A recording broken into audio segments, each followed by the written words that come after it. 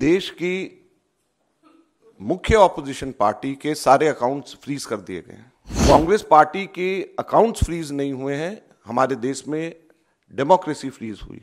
210 करोड़ की recovery income tax department ने youth Congress और कांग्रेस से मांगी। चुनाव से 2 हफ्ता पहले अगर किसी भी पॉलिटिकल पार्टी के अकाउंट जब फ्रीज हो जाते हैं, उसके ऊपर तालाबंदी हो जाती है, तो ये लोकतंत्र के लिए इससे ज्यादा चिंता और दुख की बात नहीं हो सकती। क्या हमारे देश के अंदर एक पार्टी का ही सिस्टम रहेगा? क्या हमारे लोकतंत्र के अंदर वन पार्टी पॉलिटिक्स हमारे देश के अंदर रहेगी? बाकी सभी के सभी पार्टियों के अकाउंट्स फ्रीज हो जाएंगे? बाकी पार्टीज को क्या रहने का अधिकार नहीं है? हम लोग ये मांग करते हैं कि अगर अकाउंट फ्रीज होने चाहिए तो जो अनकॉन्स्टिट्यूशनल कॉर्पोरेट बॉन्ड्स जो बीजेपी ने अपने खाते में डाले हुए हैं, वो बीजेपी के अकाउंट सील होने चाहिए, वो फ्रीज होने चाहिए। हम लोगों को परसों ये जानकारी मिली कि जो चेक हम लोग इशू कर रहे हैं, वो बैंक्स उस चेक को ऑनर नहीं कर रहे हैं। उसके ऊपर जब हम लोगों ने आगे छानबीन करी तो हमें बताया गया कि देश की मुख्य ऑपोजिशन पार्टी के सारे अकाउंट्स फ्रीज कर दिए गए हैं। कांग्रेस पार्टी के अकाउंट्स पर तालाबंदी हो गई है। कांग्रेस पार्टी के अकाउंट्स फ्रीज कर दिए गए हैं। हमारे देश में लोकतंत्र पर तालाबंदी हो गई है और ये कांग्रेस पार्टी के अकाउंट्स फ्रीज नहीं हुए हैं, हमारे देश में डेमोक्रेसी फ्रीज हुई है। हैरानी की बात यह है कि जब 2 हफ्ते केवल यह हफ्ता चुनाव घोषणा के लिए रह गए हों, ऐसे समय में प्रमुख ऑपोजिशन पार्टी के अकाउंट फ्रीज करके यह सरकार क्या दिखाना चाहती है और किस आधार पर फ्रीज करे गए हैं, मैं आपको बताना चाहूंगा तो हास्यास्पद है। और ना केवल कांग्रेस पार्टी के, कल शाम को यूथ कांग्रेस के भी अकाउंट्स फ्रीज कर दिए गए और यूथ कांग्रेस और कांग्रेस दोनों के अकाउंट्स जो फ्रीज करे गए हैं, 210 करोड़ की रिकवरी इनकम टैक्स डिपार्टमेंट ने यूथ कांग्रेस और कांग्रेस से मांगी। 210 करोड़ की कुल रिकवरी। और यह पैसा किसका है? यह कोई धनाढ्य पूंजीपतियों का पैसा, कॉर्पोरेट टैक्स का पैसा नहीं, कॉर्पोरेट बॉन्ड्स का पैसा नहीं है। ये पैसा जो कांग्रेस पार्टी के अकाउंट्स में है, वो ऑनलाइन जो हम लोगों ने क्राउड फंडिंग जो करा है, उसका पैसा पड़ा हुआ है। लगभग 25 करोड़ रुपया हमारा इकट्ठा हुआ है, जो हमारे देश के अंदर, जिसमें 95% से भी ज्यादा पैसा 100 रुपए से भी कम यूपीआई से लोगों ने जमा कराया है। यूथ कांग्रेस का जो पैसा है, यूथ कांग्रेस की मेंबरशिप ड्राइव का पैसा है और वो पैसा इनकम टैक्स ने, भारत सरकार ने फ्रीज कर दिया है। हैरानी और दुख की बात है। और दूसरी तरफ जो कॉर्पोरेट बॉन्ड्स का पैसा, जो सुप्रीम कोर्ट ने जिसको अनकॉन्स्टिट्यूशनल कर दिया है, वो भारतीय जनता पार्टी के पास में वो पूरा पैसा है और उसको वो खर्च कर रही है। तो लोकतंत्र कहां पे हमारे देश के अंदर जिंदा रहेगा? मैं इसलिए आज आपको बताना चाहता हूं और कहना चाहता हूं दुख से कि हमारे देश के अंदर लोकतंत्र खत्म हो गया है। लोकतंत्र पे बेड़ियां लग गई हैं, लोकतंत्र पे तालाबंदी हो गई है। ये कांग्रेस के अकाउंट के ऊपर तालाबंदी या बेड़ियां नहीं है, ये लोकतंत्र के ऊपर तालाबंदी और बेड़ियां हैं। चुनाव से 2 हफ्ता पहले अगर किसी भी पॉलिटिकल पार्टी के अकाउंट जब फ्रीज हो जाते हैं, उसके ऊपर तालाबंदी हो जाती है, तो ये लोकतंत्र के लिए इससे ज्यादा चिंता और दुख की बात नहीं हो सकती। क्या हमारे देश के अंदर एक पार्टी का ही सिस्टम रहेगा? क्या हमारे लोकतंत्र के अंदर वन पार्टी पॉलिटिक्स हमारे देश के अंदर रहेगी? बाकी सभी के सभी पार्टियों के अकाउंट्स फ्रीज हो जाएंगे? बाकी पार्टीज को क्या रहने का अधिकार नहीं है? अब मैं आपको बताता हूं कि ये किस रीजन से ये सील किया गया और किस रीजन से सील किया गया है, और उसकी टाइमिंग आप समझ लेंगे तो इससे ज्यादा हास्यास्पद बात नहीं हो सकती। ये 2018-19 के इनकम टैक्स रिटर्न्स के बेसिस के ऊपर ये 210 करोड़ की रिकवरी मांगी गई है 2018-19 के। अभी क्या है, 2024 चल रहा है, चुनाव आने वाला है, 2018-19 के इनकम टैक्स रिटर्न्स के बेसिस के ऊपर। और क्या कारण है? दो कारण। एक कारण कि हम लोगों को 31 दिसंबर 2019 तक हम लोगों को अकाउंट सबमिट करने थे, और शायद 40-45 दिन लेट अकाउंट सबमिट उस वक्त किया इनकम टैक्स के ऊपर। हम सबके सब लोग 10-15 दिन, अक्सर बहुत लोग लेट हो जाते हैं। उसके बेसिस के ऊपर एक कारण ये, और दूसरा कारण क्या है कि 2018-19 इलेक्शन का वर्ष था, और उस इलेक्शन के वर्ष में कुल 199 करोड़ की 199 करोड़ की रिसीप्ट कांग्रेस पार्टी की थी जो इलेक्शंस में खर्च हुए थे, 199 करोड़। उसमें से सिर्फ 14,40,000 रुपया, सिर्फ 14,40,000 रुपया हमारे कांग्रेस के एमपीज और एमएलएज ने एक महीने की अपनी तनख्वाह कैश में जमा कराई थी। सिर्फ 14,40,000 रुपया, और सिर्फ 14,40,000 रुपया कैश में जमा कराया। इसकी वजह से 210 करोड़ का रिकवरी का पेनल्टी कांग्रेस के ऊपर लगा दी गई है, यह कारण है। और 2018-19 का किया हुआ आज जाकर के 5 साल के बाद में चुनाव की घोषणा से 2 हफ्ते पहले हमारे अकाउंट्स इसको लेकर के फ्रीज कर दिए जाते हैं। यह बड़े शर्म की बात है।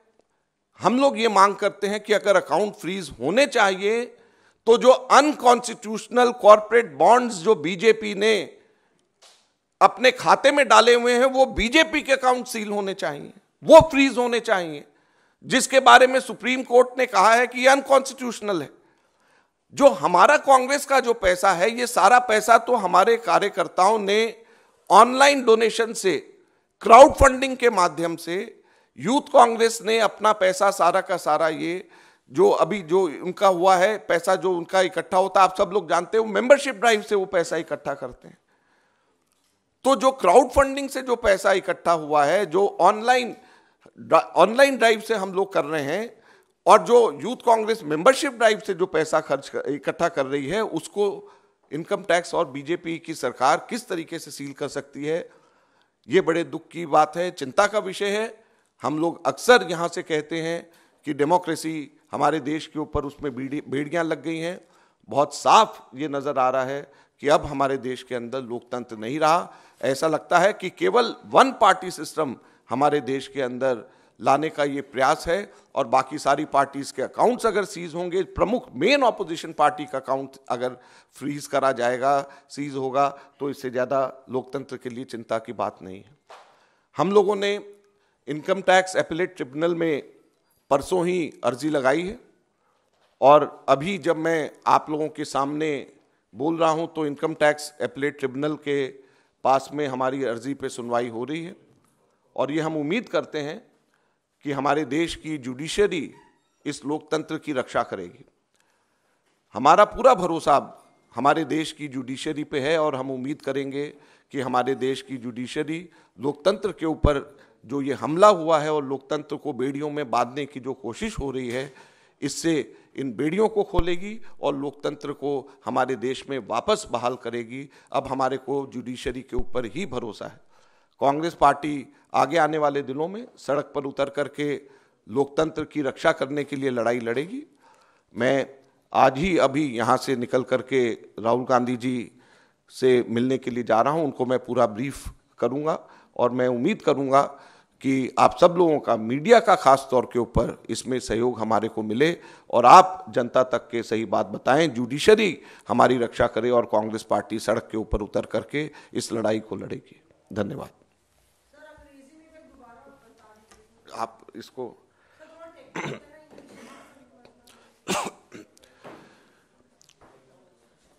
I have a very disturbing news to share with all of you. The accounts of the Congress party has been frozen. In the last 2 days, what we are seeing is, आप लोग का हो गया तो फिर मैं, I have a very disturbing news to share with all of you, that the accounts of the Congress party have been frozen. Also, the accounts of the Youth Congress have been frozen. In total, a demand of 210 crore rupees have been raised by the Income Tax Department on some flimsical grounds. And that too, a case relating to income tax returns of 2018-19. And it is not only the accounts of the Congress party which is frozen, but the democracy, in a way, in our country has been frozen. When the principal opposition party's accounts have been frozen just 2 weeks before the announcement of the national elections, do you think democracy is alive in our country? Don't you think that it is going toward just one party system where only one party is allowed to exist and rest are not allowed to exist? And the money with the Congress party is not that of the corporates, is not that of the bonds, is not that of big money which comes from big houses. It is the money which has come to us from the crowdfunding of the workers.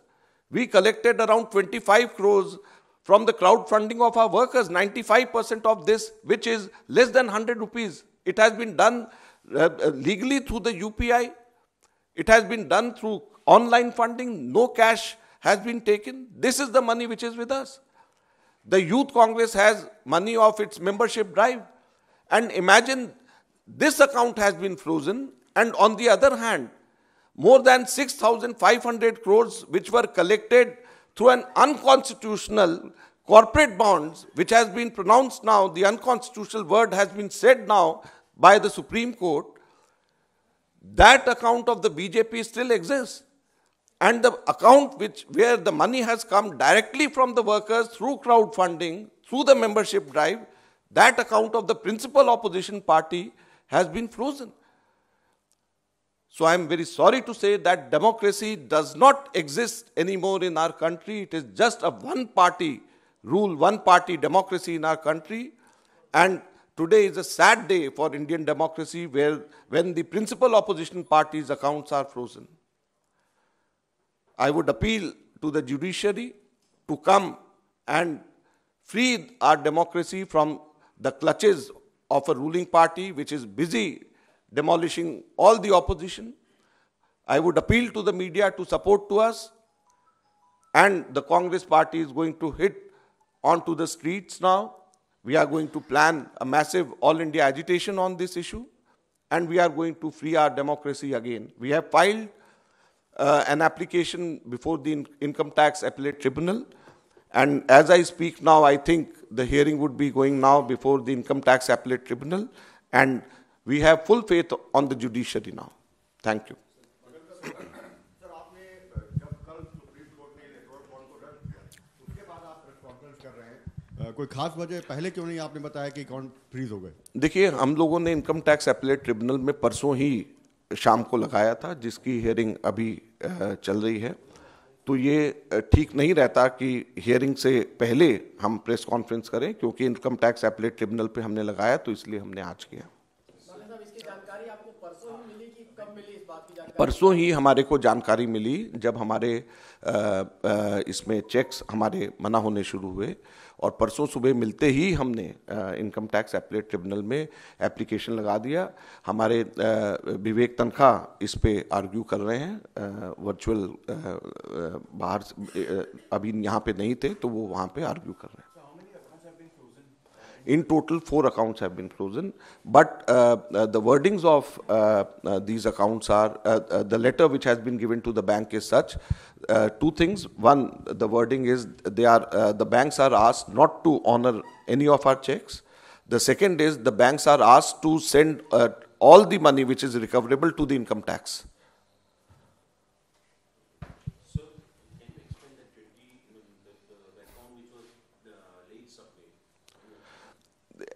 ऐसा है कि हर साल every year there is a time given for the accounts to, last date for the accounts to be submitted to the income tax department, and 2018-19, as you may recollect, was the election year, and in that election year the deadline was extended up to 31st December 2019. And I have been told that we were late by around just 40-45 days. But it is not such a big reason to raise a demand of 210 crores and freeze all our accounts. I think many of the income tax assessees, income tax payees, they get to delay by 10, 15, 20 days and there's a penalty. It doesn't mean you freeze the accounts. And look at the timing also. This thing happened in 2020. And now they are doing it just 2 weeks before the elections are to be announced.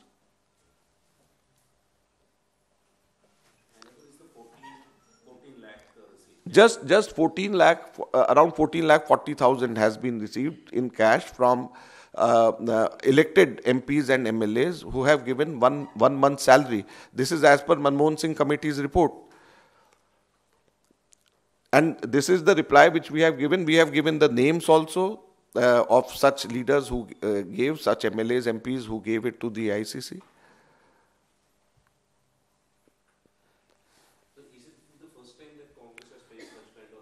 Not only Congress, in the history of our democracy post-independence, I think it is the first time that the accounts of any opposition party is being, the principal opposition party is being sealed the way it has been done now. What are the implications right now? We don't have any money. We don't know how to, because we don't have any money to spend. We don't have money to pay the electricity bills. We don't have money to pay salaries to our employees. Will that also impact your Nyaya Yatra? Everything is impacted, no? Not only Nyaya, everything will be impacted. All political activities of the Congress party will be impacted.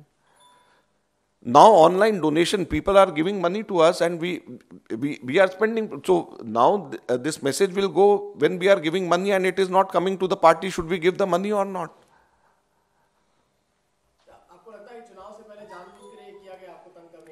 मुझे क्या लगता है, आपको नहीं लगता? ये इसमें जो टाइमिंग है, मैं तो कह रहा हूं कि ये लोकतंत्र के ऊपर जो है, लोकतंत्र के ऊपर हमला है. ये टाइमिंग आप देखिए कि क्या है. ठीक है, थैंक यू.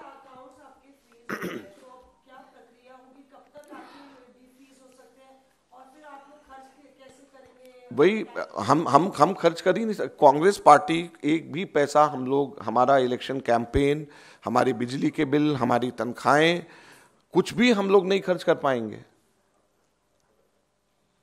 कुछ भी नहीं हम लोग खर्च कर पाएंगे. अब हम लोगों ने आज गुहार लगाई है एपलेट ट्रिब्यूनल में. हम और ऊपर भी जाएंगे और हम अब जुडिशरी के ऊपर, हम जैसे मैंने कहा, भरोसा अब हमारा जुडिशरी के ऊपर ही है कि वो इसके ऊपर देख करके एक्शन ले.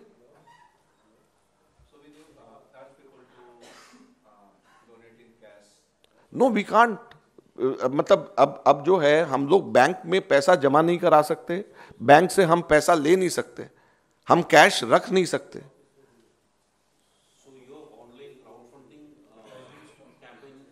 No, it is not people. No, people will be giving. It will be getting deposited in the bank, but we will not be able to get. So, is this a separate crowdfunding account or is this the main? It is. There is only one account for which we have to give PAN number, as you know, for every account. Congress party has a PAN number, and it has to be only one account. We can't have multiple. We can open accounts in different banks, but it has to be under one PAN number. So our crowdfunding also is that account only. So four bank accounts have been. Our main, where the main money was in these 4 bank accounts. 14 lakh रुपया cash आपने जमा किया, उसके एवज में कार्रवाई की गई आपके ऊपर. और वो भी 2018-19 में. 2018-19 में.